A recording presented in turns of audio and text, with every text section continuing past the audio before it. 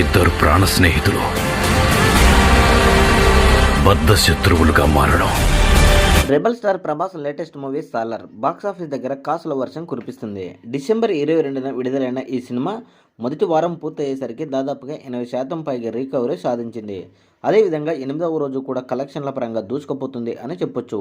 సాలార్ 8 రోజుల కలెక్షన్లు మనం గమనిస్తే నైజాం 62.77 కోట్ల షేరు, సీడెడ్లో 18 కోట్లు, ఆంధ్రాలో 48 కోట్లు, తెలుగు రాష్ట్రాలలో మొత్తం కలిపి 130 కోట్ల షేర్ కలెక్షన్లు సాధించింది. ఇక కర్ణాటక మరియు తమిళనాడు కలిపి 30 కోట్ల షేర్ కలెక్షన్లు సాధించింది. కేరళ, హిందీ మరియు రెస్ట్ ఆఫ్ ఇండియా కలిపి 60 కోట్ల షేర్ కలెక్షన్లు సాధించింది. ఓవర్సీస్లో ఈ చిత్రము 53 కోట్ల షేర్ కలెక్షన్లు సాధించింది. మొత్తానికి ప్రపంచవ్యాప్తంగా 8 రోజులు కంప్లీట్ అయ్యేసరికి ఈ యొక్క చిత్రము 310 కోట్ల షేర్ కలెక్షన్లు సాధించింది. అంటే ఈ యొక్క చిత్రం ఇంకా బ్రేక్ ఈవెన్కి 40 కోట్ల దూరంలో ఉంది. సంక్రాంతి వరకే ఇప్పుడు ఏ సినిమాలు లేవు కాబట్టి సాలార్ చిత్రము బాక్సాఫీస్ దగ్గర కేవలము 4 లేదా 5 రోజులలో బ్రేక్ ఈవెన్ కంప్లీట్ చేసే అవకాశాలు ఉన్నాయని తెలుస్తుంది.